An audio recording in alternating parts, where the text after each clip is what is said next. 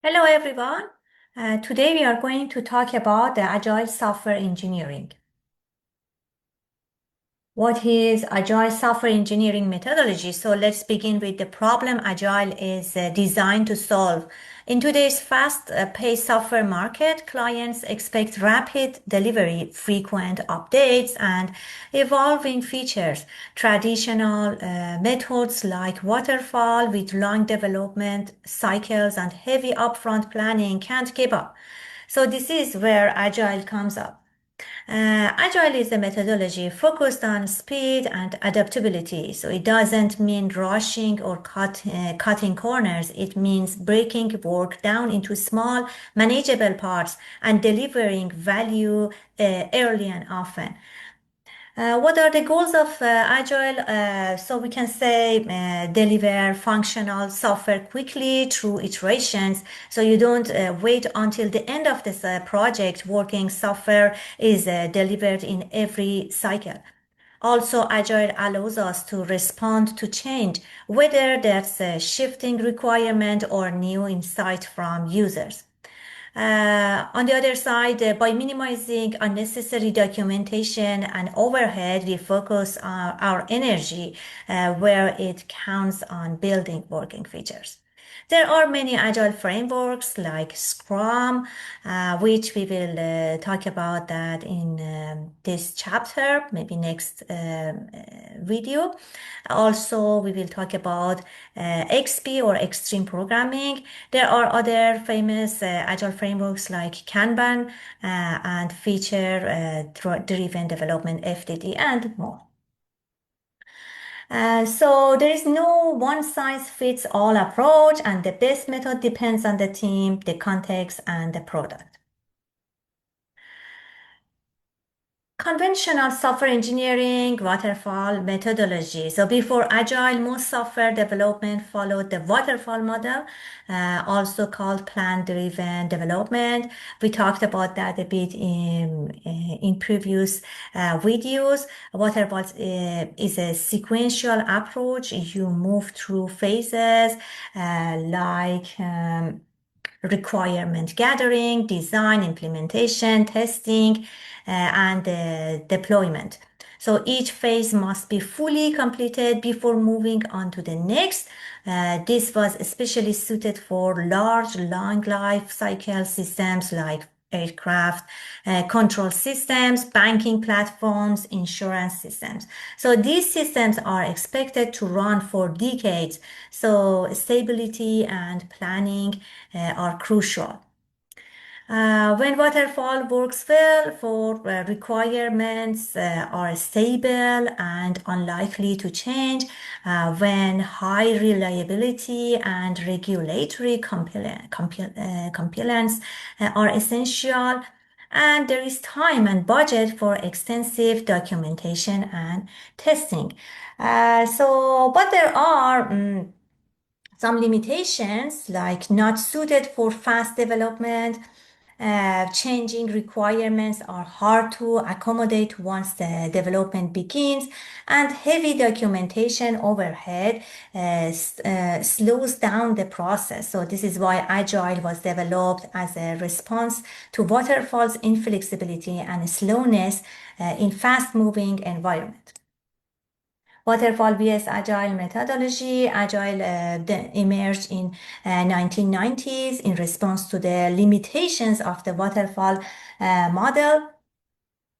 There were some problems with the waterfall. Once requirements are set, it's difficult to make changes in waterfall methodology, and you only see a working product at the end, which delays feedback and heavy reliance on documentation instead of working software. Here you can see the difference between these two. While Agile offers a different focus, so it emphasizes working software over paperwork, delivers small iterative increments of value to the user, and also keeps process overhead low, allowing teams to move faster and adjust as needed.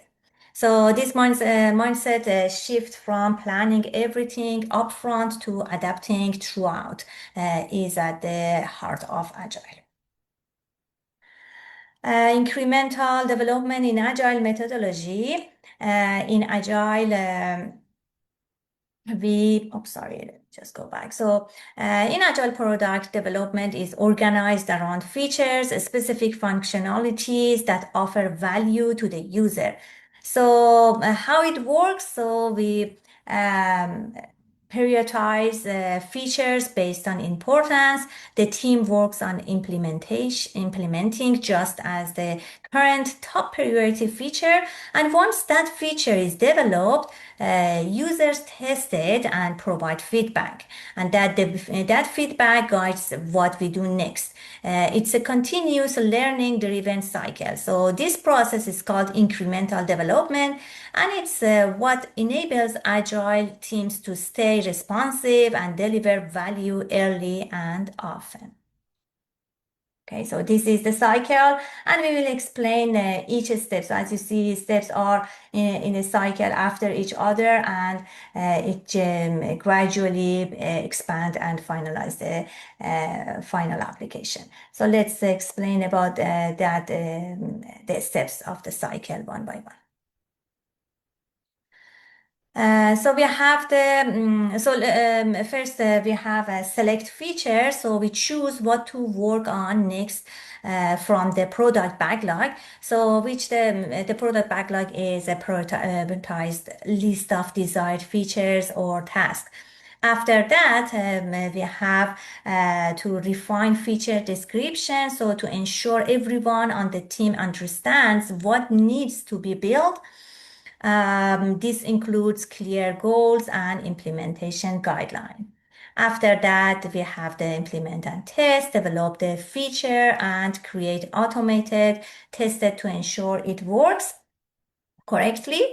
And next, integrate and system test. So it merge new code with existing code and perform system level testing to check for compatibility issues. Next, we share the completed working feature with the product manager or stakeholders. So if it's complete and stable, it may even be released to users. Oh. In the Agile development principle, first, Agile is grounded in a set of core principles that shape how teams work. At first, we have involved the customer. So Agile emphasizes customer collaboration. Customers participate in defining features and evaluating progress. Also, it's embrace change. So requirements evolve as the project progresses. Agile teams are prepared for it and for this and adapt continuously. Also develop and deliver incrementally. So rather than delivering everything at once, we build and test small pieces. This allows us to collect feedback regularly and improve as we go. And continue few more from the fundamental principles. So we have maintain simplicity. So keep solutions clear and uncomplicated. Avoid over engineering. Also focus on people, not processes. So Agile values individuals and interactions over rigid procedures, empower the team to self-manage and encourage creativity. So these principles make Agile highly adaptable and human-centered. In this slide, we are going to talk about extreme programming XP, a game changer. It introduced by Kent Beck in 1998. XP took the principle of, and actually it comes from extreme programming. So it took the principle of Agile and pushed them into the extreme, hence the name. So it focuses on rapid development, frequent delivery, and constant adoption. So XP emphasizes close collaboration with customers, frequent releases, and engineering excellence. It also introduced practices like test-driven development, and continuous integration, which are now widely used across the industry. So here you see also some practices in XP. So let's go to more details of this methodology. Teaching sorry, let me see. Okay. So let's explore by key practices. So first is incremental planning with user stories. So instead of planning the entire project upfront, XP plans incrementally using user stories, short customer-centered descriptions of functionality. Also, small frequent releases, so focuses on delivering minimum valuable functionality early, then release updates frequently. Also test-driven development, TDD. So write automated tested before writing the code. So this defines the expected behavior and ensures quality.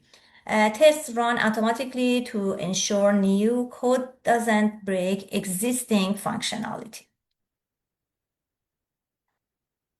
Um, so two more key XP practices have been widely adopted in industry. One is continuous integration or CI.